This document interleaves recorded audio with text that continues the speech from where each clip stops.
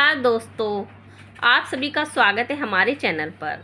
आज हम लेकर आए हैं अपने अपने पिंजरे भाग 1 का पार्ट 2।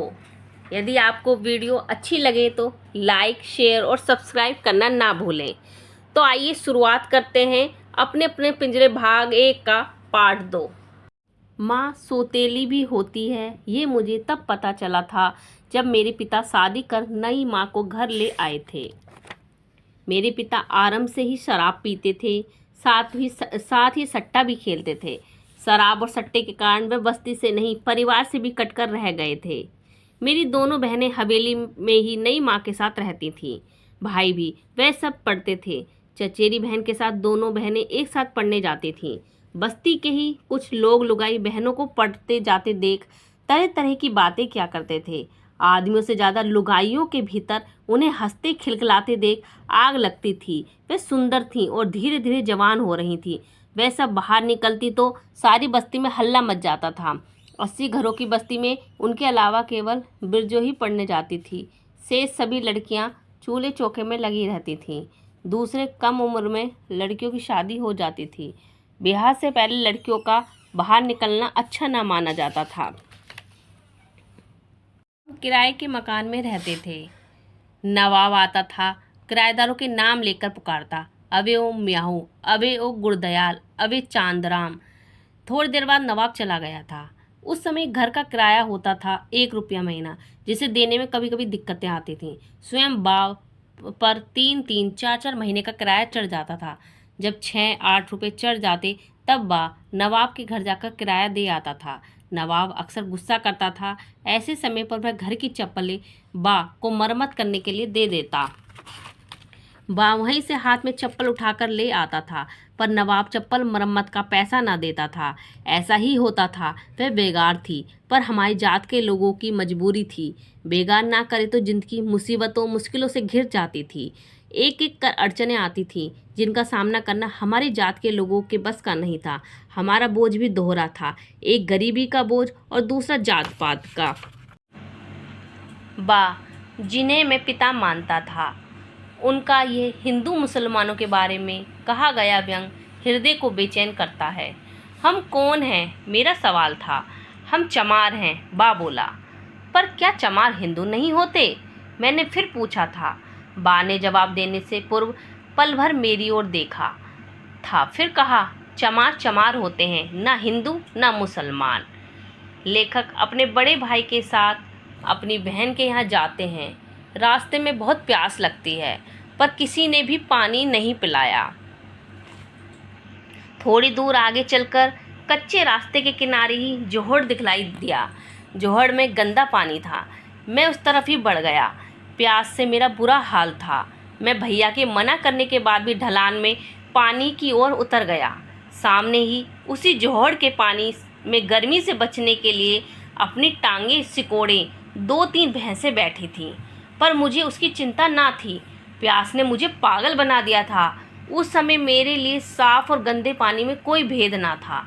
नज़दीक से ठहरे हुए पानी को देखा। पानी में हर जगह कालापन था। कहीं कहीं पानी की सतह पर काई तैर रही थी। एक जगह से चुल्लू भर पानी लेकर मुंह में डाला। पानी में बदबू थी। पानी का स्वाद भी कड़वा था। मुझे प्यास बुझानी थी। पानी कैसा ही हो, आखिर पानी था। किसी के घर का पानी या जोहड़ का। मैंने 4-5 चुल्लू भर पानी अपने गले में डाला। सामने भैया खड़ा था। उसकी आंखों में आंसू झलक आए थे।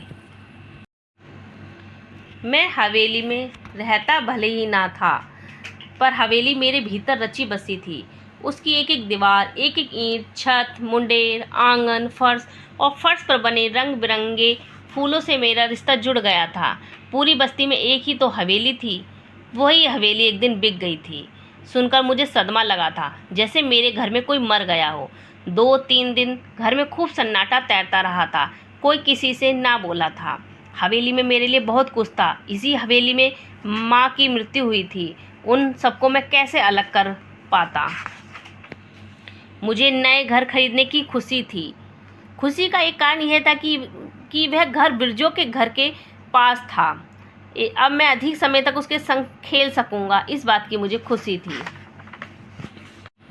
मैंने 5वीं कक्षा पास कर ली थी और नए स्कूल में मुझे दाखिला भी मिल गया था। स्कूल का नाम था Sardar Patel municipal higher secondary school. Naurang भी उसी स्कूल में जाता था, पर बिरजू दूसरे स्कूल में थी। बस्ती के और भी लड़के उसी स्कूल में पहले से ही पढ़ते थे। मेरा भाई तारा भी वहीं पढ़ता था। खूब बड़ा स्कूल था। एक दिन मैं दुकान में बैठा हुआ पढ़ रहा था, तभी एक ग्राहक आ जाता है। मैंने उसे पहचानने की कोशिश की। वह दूसरी बस्ती में रहता था, जात से बनिया था। उसने मेरी तरफ कपड़े के थैले से जनानी चप्पल का एक पाँव उलट दिया और आकर उसने कहा कि इसे ठीक कर दो। मैंने कहा कि बात नहीं है।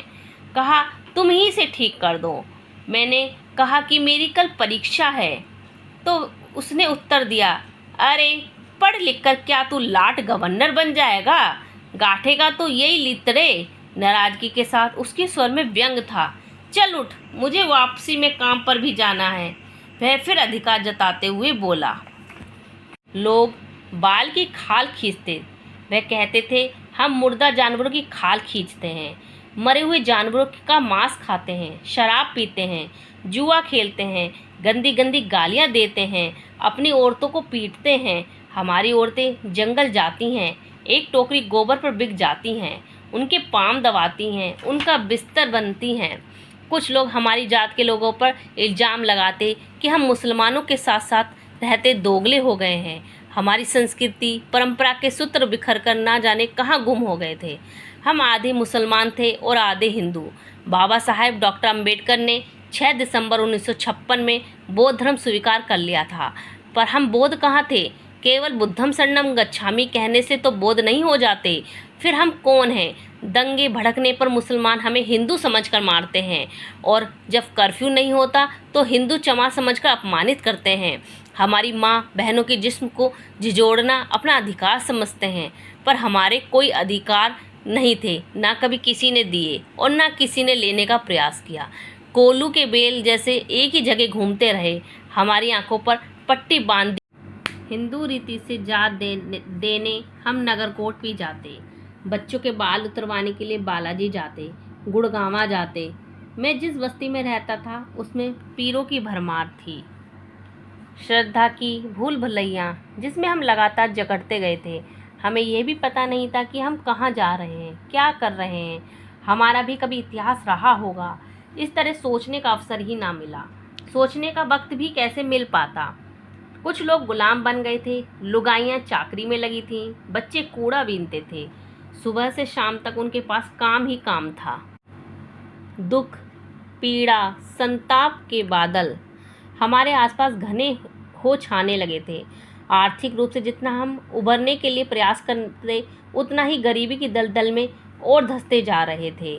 मैं 7वीं में पढ़ता था और मदन भैया 10वीं में। जानकी ने पढ़ना छोड़ दिया था। वह दुकान में बैठकर बाग के कामों में हाथ बटाता था। बाद दिन भर खटता था, तब जाकर 2 वक्त की रोटियों का जुगाड़ होता था। मैं 8वीं कक्षा में उत्तीर्ण हो गया था, पर बाप मुझे अब भी ऐसे बातें करता था जैसे मैं पहली कक्षा में पढ़ता था। रसवंती मेरे जीवन में उस समय आई थी जब विरजो, सुभद्रा, मंगो की शादी हो गई थी और वे सभी अपने ससुराल चली गई थी। मेरे शरीर पर भी जवानी की रेखाएं उभरनी आरंभ हो गई थीं। कुछ नई बातें मुझ में जुड़ने लगी थी। उन दिनों मेरे आसपास के परिवेश में ऋतु बदलने जैसा कुछ होने लगा था। बदलाव के नए नए प्रतीक मेरे भीतर उभरने लगे थे।